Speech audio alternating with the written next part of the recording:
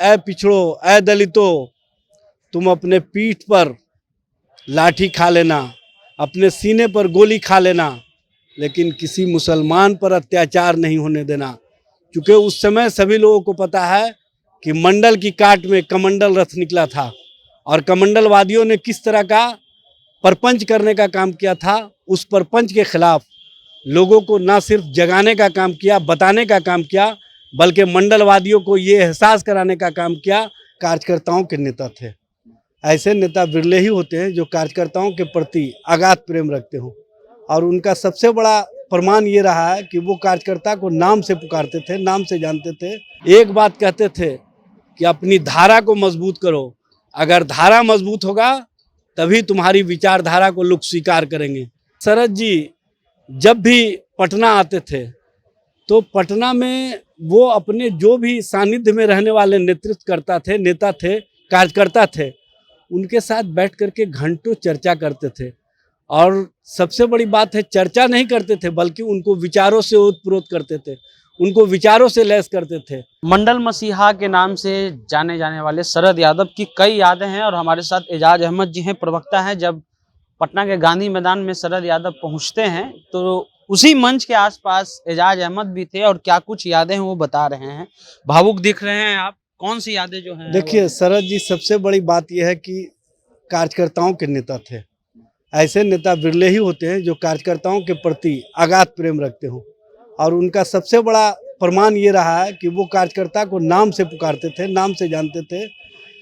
शरद जी जब मंडल commission report लागू हुआ उसके बाद गांधी मैदान में एक रैली हुई थी मंडलवादियों की, और उस दिन शरद जी ने एक आह्वान किया था, सभी पिछड़ों दलितों से आह्वान किया था कि ए पिछड़ो, ए दलितों, तुम अपने पीठ पर लाठी खा लेना, अपने सीने पर गोली खा लेना, लेकिन किसी मुसलमान पर अत्याचार नहीं होने देना।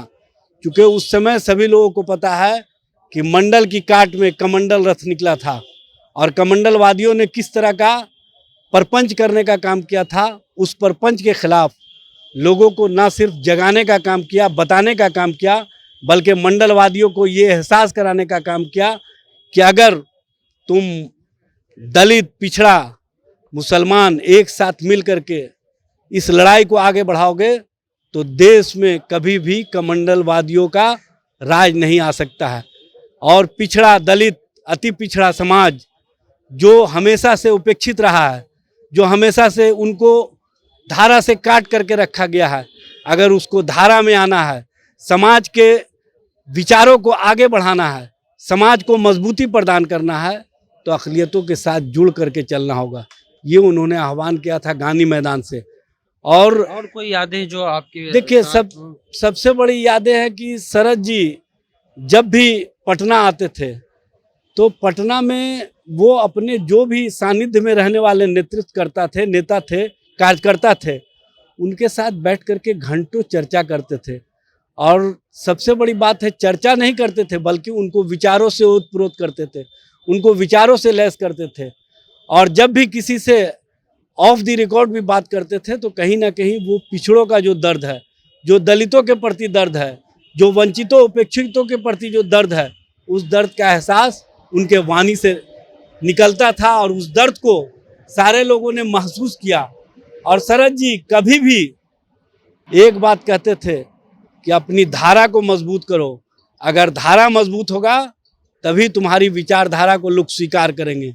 इसलिए शरद जी के उस आह्वान और संकल्प को लेकर के हम लोगों ने हमेशा जो पिछड़ों की राजनीति है, जो दलितों की राजनीति है, जो वंचितों और शोषितों की राजनीति है, अक़लियतों के साथ जोड़ करके आगे बढ़ाने का काम किया। और उस संकल्प को माननीय राष्ट्रीय अध्यक्ष लालू प्रसाद जी आगे बढ़ाने में पूरी तरह से सक्षम रहे। लालू जी उनके प्रति कितना प्रेम करते थे, ये कल उनके द्वारा जब किडनी ट्रांसप्लांट होने के बाद भी जब उनको पता चला कि शरद जी इस दुनिया में नहीं रहे, तो उन्होंने जो संवेदना प्रकट की है हॉस्पिटल से, उस संवेदना से मेरे जैसा कार्यकर्ता कहीं ना कहीं मर्माहत हुआ और उसको इस बात का एहसास हुआ कि जो समाज के लिए काम करता है, जो समाज के बीच रह करके काम करता है, उसको हर तरह से सम्मान मिलता है, जिंदगी में भी और जिंदगी से जाने के बाद भी।